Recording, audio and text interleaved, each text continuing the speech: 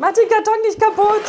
Also alleine das ist es schon wert, muss man sagen.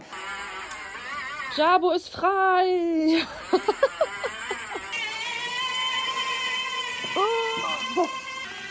Hallo, wir sind eine Familie mit Bullien.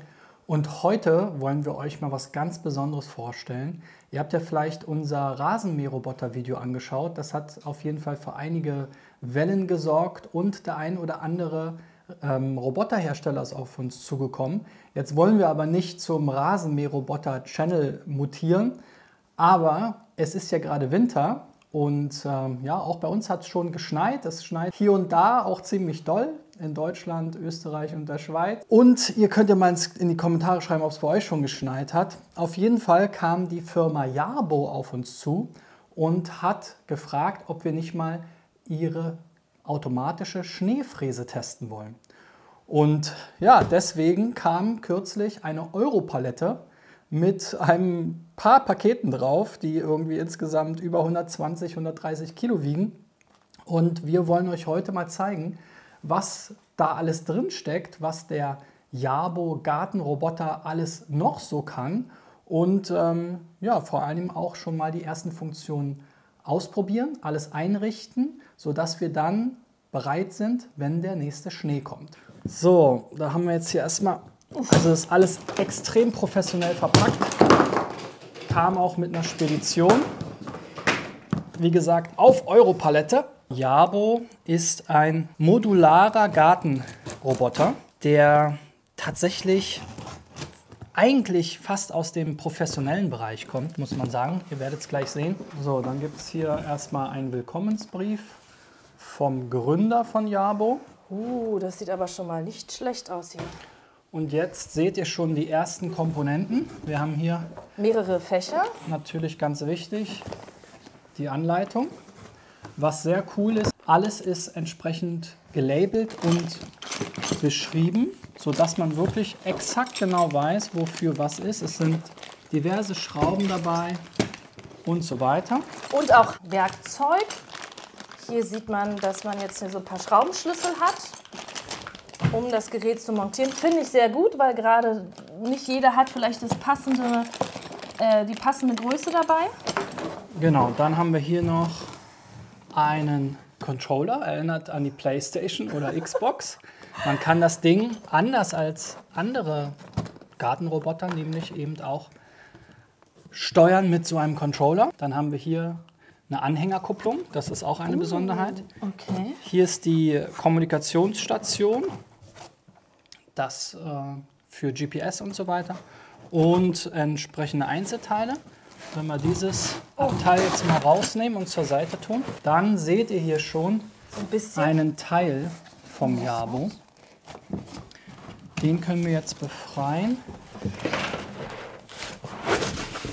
Und dann ist, glaube ich, die Idee, dass man... Was dann?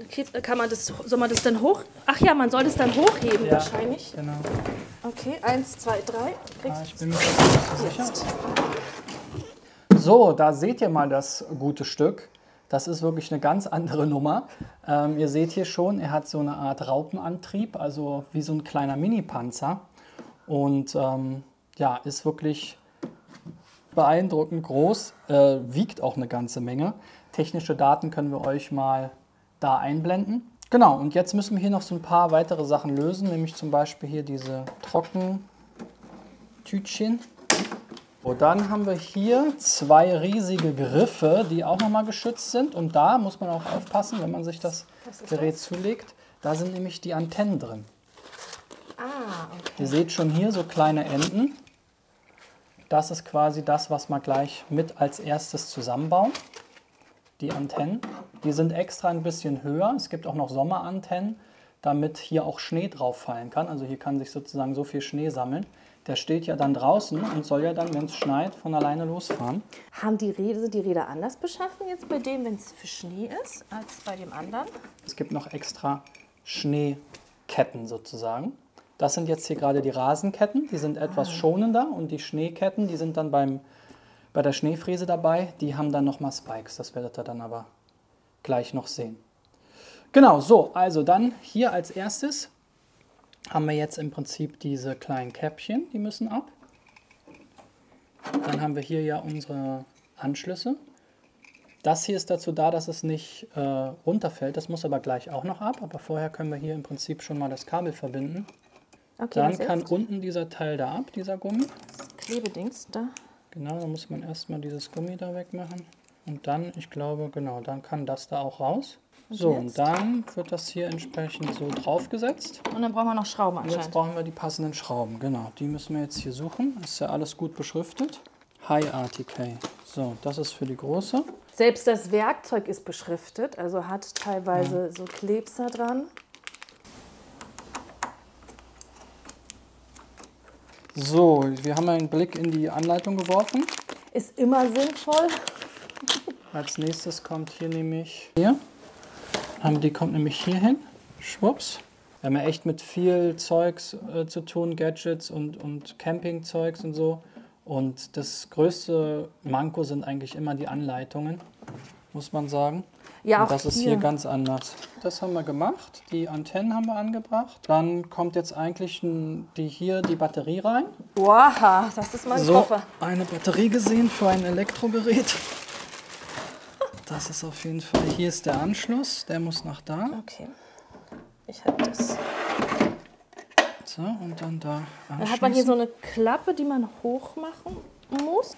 Dann kommt der Deckel wieder drauf. Hier gibt es auch einen QR-Code, also es gibt auch von Jabo zu jedem Schritt Videos bei YouTube und hier gibt es einen QR-Code, wo man dann zu den Videos kommt. So, hier Diebstahlschutz. Aber gut, an den Akku muss man eigentlich nicht ran, weil das Gerät hat ja eine Ladestation. Das ist auch super spannend, die ist nämlich induktiv. Anders als bei den ganzen anderen Geräten, die irgendwo in so eine Ladestation reinfahren, fährt der eben auf eine Ladestation drauf und wird dann induktiv geladen. Dann können wir jetzt hier hinten das Cover öffnen.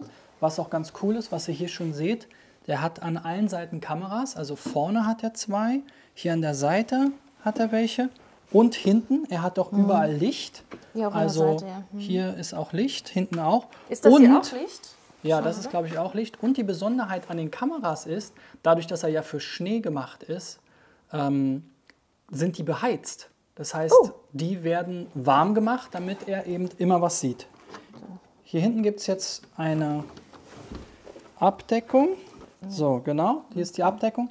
Und dann kommt man hier hinten an die verschiedenen Anschlüsse ran.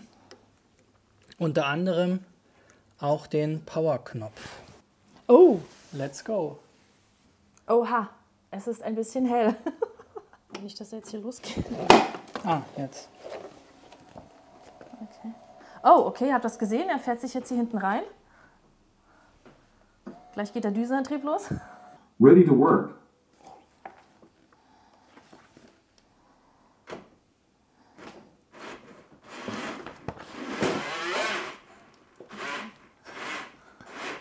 Okay. Mach den Karton nicht kaputt. Das war ich gerade alles mit dem Controller. Also alleine das ist es schon wert, muss man sagen. Also hier der Controller ist wirklich, wenn man so ein bisschen Videospiele spielt, auch einfach zu bedienen. Hier oben ist immer eine Safety-Taste, das heißt, die muss man immer bedienen. Und dann kann man hier links steuert man quasi den Antrieb, kann hier auch die Richtung drehen. Ne? Das ist ja wie ein Panzer, der kann sich also auf der Stelle drehen. Dann machen wir mal das Licht Da aus. Danke. Das ist ein bisschen hell. Und kommen mal zum nächsten Schritt. So, natürlich kommt das Ganze auch wie heutzutage üblich mit einer App. Das heißt, ihr könnt die für iOS oder Android installieren. Wir haben jetzt hier iPhones. Das heißt, wir installieren jetzt mal die iOS-App. Okay, so, es gibt eine 23er-Version. Wir haben jetzt die 24er-Version. Die wurde halt an verschiedenen Stellen leicht überarbeitet. Und dann kann man hier das Modul wählen. Es gibt, wie gesagt, ein Rasenmäh-Modul. Es gibt dieses Smart Assistant Modul, das ist eben bei dem Core dabei. Dann gibt es den Laubbläser und eben die Schneefräse.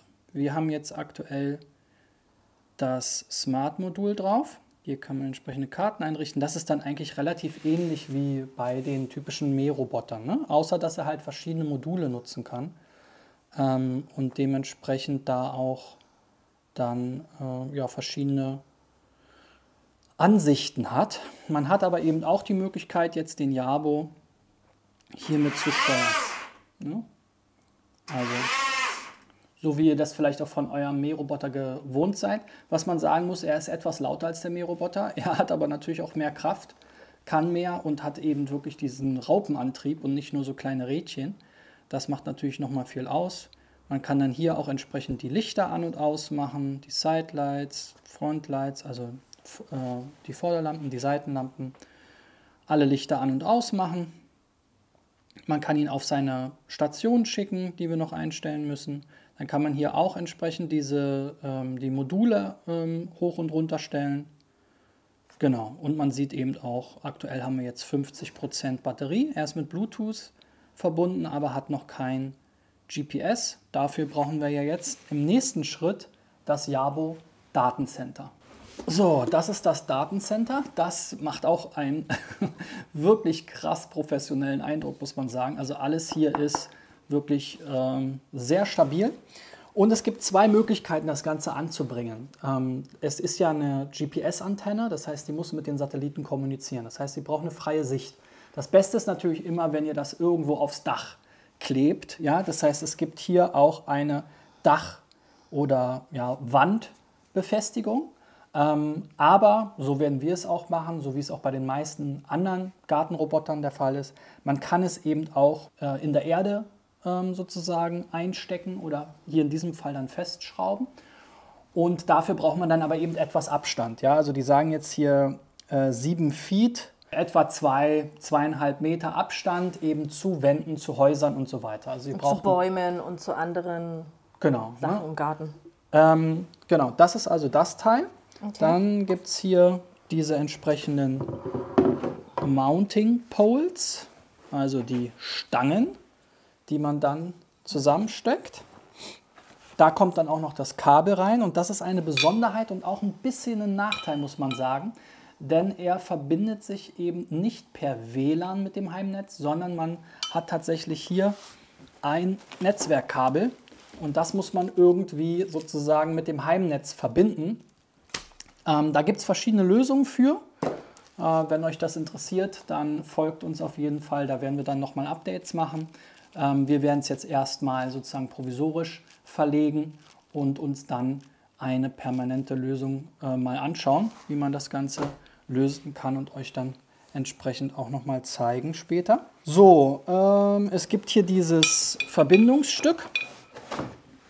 Das Verbindungsstück ist ein T-Stück, damit ihr das sowohl als Stange in die Erde stecken könnt oder eben auch über Eck an die Wand. Ne? Das hatten wir ja eben schon.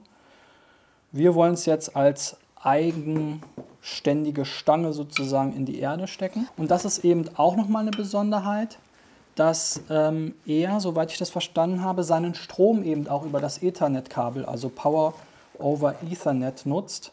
Das heißt, wir haben nur ein Kabel, das ist natürlich ein Vorteil.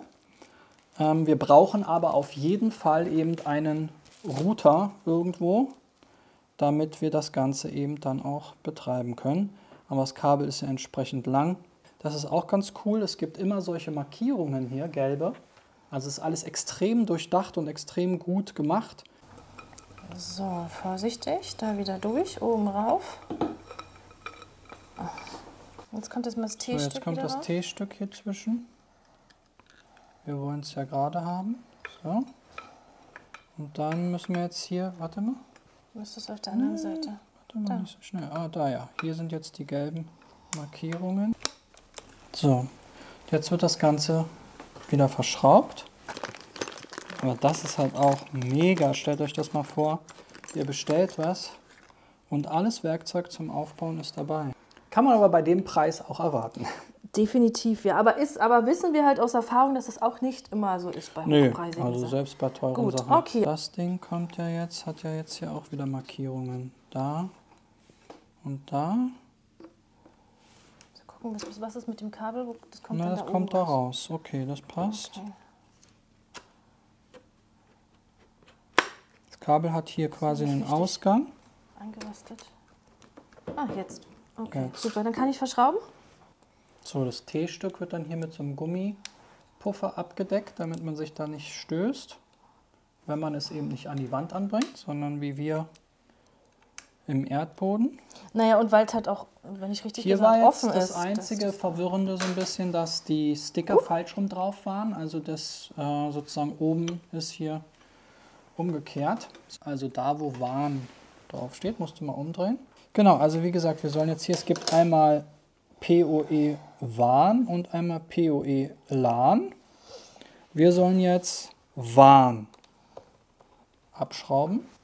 Also als erstes den Schraubverschluss, dann das Kabel. Da drauf, okay. Genau. So, und dann kommt hier dieser Gummipuffer wieder dazwischen. So, den müssen wir da reinstupsen. So, und jetzt können wir das Kabel da anschließen. Da drin ist eine Netzwerksteckdose. So, als letztes wird dann hier noch der Verschluss wieder geschlossen. So, alles festgeschraubt. Haben wir gemacht. Jetzt schrauben wir das Ding da fest. So wie eben die Stellen. Hier ist wieder eine gelbe Markierung. Ja, Strich auf Strich. So, wir haben das Ganze jetzt angeschraubt. Jetzt kommt als nächstes die Antennen dran. So, und soll dann so hoch stehen. Ihr kriegt gleich nochmal hier eine Halterung. Aber erstmal machen wir noch die kleine. Ah, das ist die Bluetooth-Antenne, okay. Ah ja, siehst du. So, am Schluss müssen wir nochmal alle Sticker irgendwie entfernen. Und dann gibt es hier einen Clip, der soll halt 90 Grad sein, damit die große Antenne hält. Und die wird dann hier mit so einem kleinen Bolzen noch befestigt. Und jetzt steht die auch ab im 90-Grad-Winkel. Okay, so. Next step. Ah ja, jetzt kommt quasi das Fußstück. Hier nur noch die Schrauben ran und dann kommt das in den Boden gejagt. So. So, und jetzt gibt es auch wiederum verschiedene Schrauben. Einmal gibt es die Für die Wand, oder? für Holz. Ah, Genau. okay. Für Holzwände, also wenn ihr irgendwie einen Holzschuppen habt oder so. Und dann gibt es die für Gras. Das kennt ihr vielleicht. Das benutzen ja auch einige Camper für ihre Erdanker, genau, dass sie da so lange Schrauben haben. Und da haben wir jetzt auch wieder 4 von, aber nur 3 Löcher. Aber gut. So, bevor wir aber rausgehen und irgendwelche Sachen installieren, kommt jetzt als nächstes die Ladestation, weil die müssen wir ja auch draußen im Garten installieren. Und dafür müssen sie erstmal auspacken. Das ist schon eine Ansage, würde ich sagen. Kann ein Helikopter drauf landen. Definitiv. Da haben wir jetzt aber ein Stromkabel. Das ist mal ein Stromkabel, riesiges. Mit deutschen Stecker. Okay. Hier haben wir Abdeckungen. Die eine ist für dort, dass das Kabel geschützt ist. Und dann hat man noch eine zweite, finde ich auch richtig cool. Weil man kann damit das Kabel schützen. Das sind Abdeckungen, die du quasi auch wieder in den Boden schraubst. Ach und damit so, okay. das Kabel schützt. Okay, danke schön. Dann haben wir hier einmal Betonschrauben. Also wenn ihr das bei euch in der Einfahrt auf einen Stein oder wie auch immer befestigen wollt. Oder wie wir wieder die Rasenschrauben. Das Okay. ist eigentlich Das ist alles. easy. Peasy. So, wir haben jetzt mal den Jabo auf seine Station gefahren. Die ist natürlich noch nicht angeschlossen. Und bevor wir rausgehen, wir haben ja noch 2 Pakete. Und zwar auch noch ein sehr großes, nämlich Das hier? die Schneefräse. Und die packen wir jetzt als nächstes aus. Das ist die Schere. Ja, das sieht schon mal gut aus. Jawohl, Ska. Quickstart Guide. 2 So, Anleitungen. Hier, Was ist das? das ist ein Spatel, mit dem man dann den Auswurf reinigen kann. Oder vorne auch, wenn sich was quasi vom Ach so. Schnee da verpappt hat. Ist wirklich alles extrem durchdacht. Also Ja, ja. ich weiß, ihr werdet wieder kritisieren, dass das ein viel zu teures Produkt ist. Und ja, wir hätten uns das natürlich nicht einfach so gekauft. Wir haben jetzt halt die Gelegenheit, sowas mal zu testen und euch vorzustellen. Und es gibt Leute, die haben ein großes Grundstück, die haben das Geld Und die wollen so ein Gerät haben. Und ja, für uns war das, wir haben das schon in Social Media gesehen, auch so ein fantastischer Traum sozusagen, dass man sagt, hier so ein Roboter ist ja echt wild, was der alles kann. So, wir haben jetzt mal die Kamera ein bisschen runtergestellt, damit ihr das ganze Vergnügen seht. Was ich diesmal sehr schön finde, ist, es gibt diesmal 2 Anleitungen. Es gibt eine ausführliche Betriebsanleitung und eine Schnellanleitung. Genau, so, also rausgenommen haben wir das Ganze schon. Jetzt müssen wir als erstes quasi das hier mal alles zusammenbauen. Genau, das ist dieser schöne Auswurf, Schneeauswurf. Der ist jetzt bei diesem Modell aus Metall. Die vorherigen waren aus Plastik. Hier sind wieder Pfeile drauf. Hier müsste es auch einen Pfeil geben. Ja, da hier an der Seite ist ein Pfeil. Okay. Dementsprechend setzt man das auf. Ja, welche Schrauben brauchen wir denn dafür?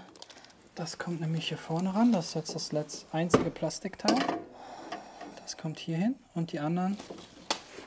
Okay, hier. Spare sind Ersatzteile. Snow Shoot Connection Bolts. Die da? Die müssten es sein. Okay. Dann haben wir hier noch so einen Seilzug, der dann hier entsprechend den Wurfwinkel einstellen kann. So, jetzt bauen wir mal hier das Smart-Modul ab. Da gibt es hier unten einen Griff. Dann geht das hier raus. Vorher am besten, kannst du mal ziehen mit dem Stecker? Da gibt es so ein Ding, das müsste dann rausgehen. Genau, jetzt ist das Smart-Modul ab. So, jetzt haben wir ja hier das Stromkabel freigelegt. Das kommt dann da rein. Und das ganze Ding muss jetzt da einmal angesetzt werden. So, erstmal das Stromkabel jetzt da anschließen. Okay, es hat geklackt. Hört sich schon mal gut an. So, dann mich da. Erstmal die Abdeckung wieder drauf. Ja. Okay, also ich setze die Abdeckung wieder drauf. Ja. Schrauben die Abdeckung wieder fest. Okay, setzt. So, und jetzt muss das hier wieder eingehangen werden. Okay, ja. Bei mir ist es drin. Ja. Okay. Bei dir auch? Ja, ja. Hat geklackt. Gut. So, jetzt ist der Kollege dran. Und wir können jetzt hier mit Y, können wir das hochfahren. Mit A können wir es runterfahren. Den Winkel einstellen mit dem kleinen Fadenkreuz. Wie weit er werfen soll sozusagen. Ne? So wirft er nicht so weit, so wirft er sehr weit. Dann kann man das auch noch drehen. Ja, also dass er nach vorne wirft. Das kann er auch alles selber natürlich. Das kann man entsprechend konfigurieren, je nach Bereich, wo er den Schnee entfernen soll. So, für den Winterbetrieb gibt es hier nochmal extra Gummis sozusagen, die, ihr seht es hier, mit kleinen Spikes versehen sind. Das sind diese glitzernden Teile. Die kann man also auch wechseln.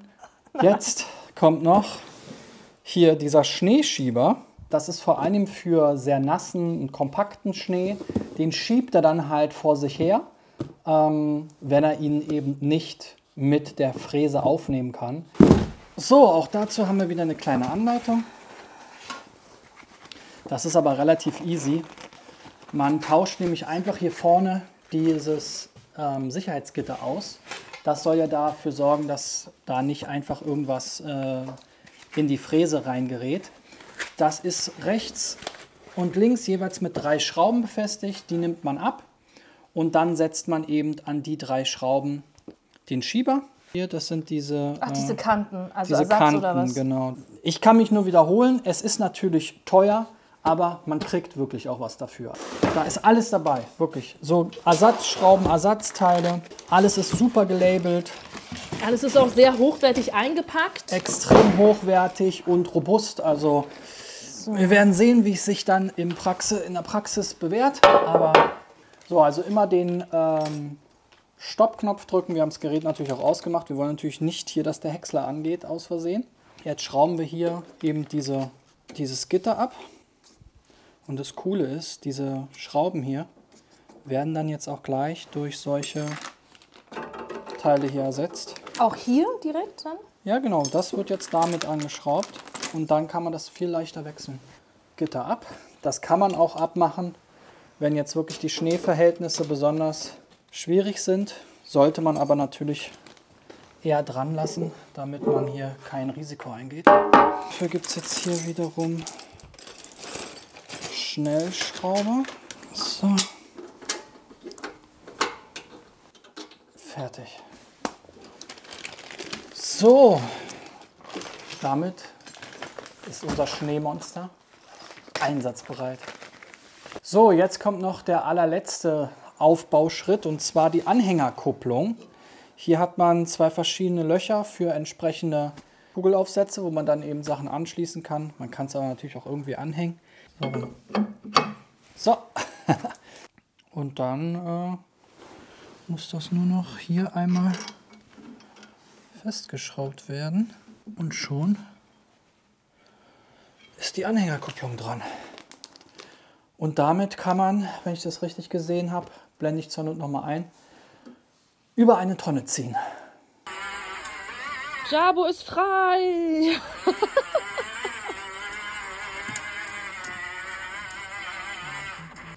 So, wir haben jetzt im Garten eine geeignete Stelle gefunden. Da seht ihr, da war auch mal der andere. Jetzt kommt hier erstmal die Ladestation hin. Doch rein wie Butter. Da sind Schrauben dabei. Passender Aufsatz, nur der Akkuschrauber ist jetzt nicht dabei. Ja gut, das ist ja... Also es gibt ein Ladegerät, womit man den Jabo direkt laden kann. Wir haben aber ja hier auch diese tolle Ladestation.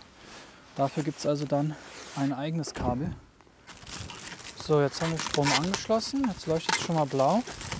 Jetzt kommt hier noch diese Abdeckung, die das Ganze hier schützen soll. Drüber.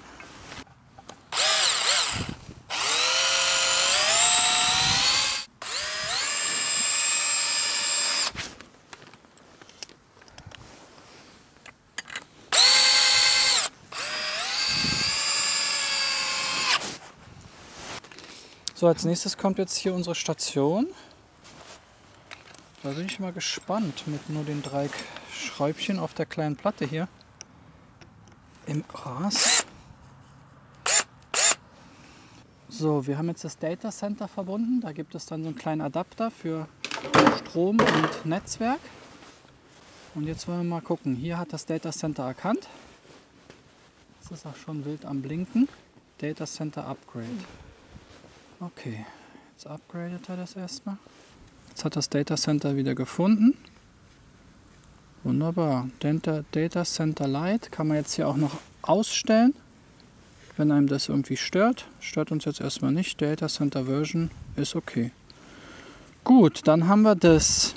So, die Einrichtung ist abgeschlossen. Wir haben jetzt die Ladestation eingerichtet über die App.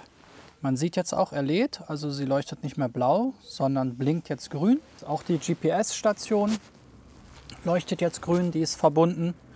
So, man sieht jetzt auch hier in der App, Bluetooth ist verbunden, GPS läuft, er lädt. Ja, das ist auch eine ganz coole Animation, das ist jetzt auf 61%.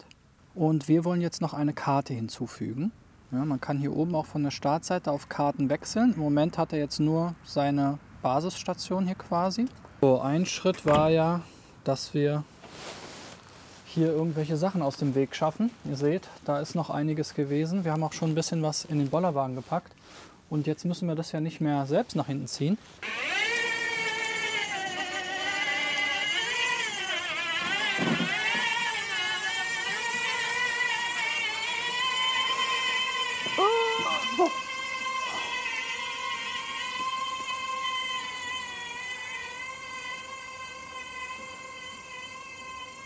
So, das schwere Ziehen übernimmt jetzt der Roboter für uns.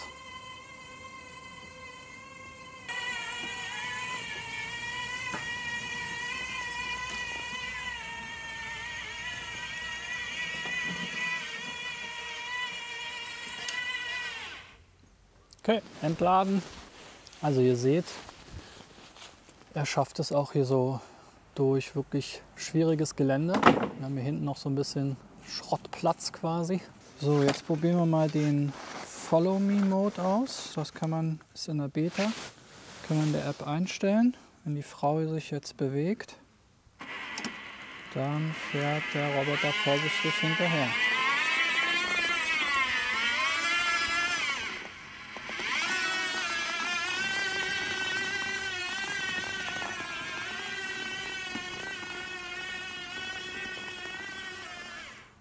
So, wir wollten eine Karte erstellen. Das machen wir wieder hier. So, die ganzen Hindernisse haben wir aus dem Weg geschafft, zumindest zum Teil. App controller connected. So, jetzt muss ich erstmal nochmal. So, jetzt fahren wir hier zu unserem Startpunkt.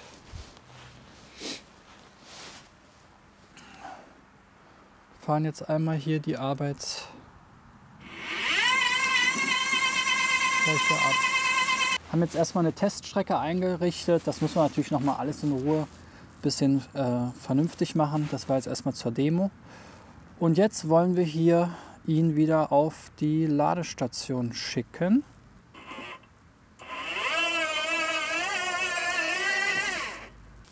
Lädt der Gute wieder. So, das war jetzt unser erster Tag mit Jabo. Das war auf jeden Fall ganz schön überraschend. Also was der alles kann, was der aber auch alles braucht natürlich, ist für uns jetzt wirklich ein Novum, so einen richtigen Roboter mal zu haben. Was ganz anderes als der Mähroboter, den wir vorher hatten. Und vor allem viel mehr Möglichkeiten. Natürlich ist das Ding jetzt ziemlich groß, ziemlich schwer, auch etwas laut, muss man sagen. Also er kann auch leise fahren und langsamer fahren, aber wenn man ihn jetzt mit Fullspeed bewegt, habt ihr ja auch gehört, ist er durchaus nicht zu überhören, würde ich sagen. Aber damit muss man dann vielleicht leben. Wie gesagt, er hat ja auch verschiedene Geschwindigkeitsstufen und ist dann eben gegebenenfalls leiser. Wenn man die Schneefräse anmacht, das hört man natürlich entsprechend auch. Da wollen wir euch natürlich ein Update geben, sobald es hoffentlich geschneit hat oder wir irgendwo Schnee gefunden haben. Ich bin auf jeden Fall begeistert. Also ich bin halt technikbegeistert. Wir lieben Gadgets. Ich liebe solche Roboter. Für unseren Sohn war das ein absoluter Spaß. Wir haben hier den ganzen Tag dran gebastelt. Es war auch ein bisschen anstrengend natürlich. Aber ich bin echt gespannt, wie das Ganze sich dann mit Schnee so zeigt. Und ich bin absolut begeistert von diesem Teil. Das ist wirklich jetzt kein Heimgarten-Ding, sondern das ist fast schon was für eine Schule oder für einen Verein oder für eine Firma vor allem. Also ich meine, ich habe ja auch eine eigene Firma.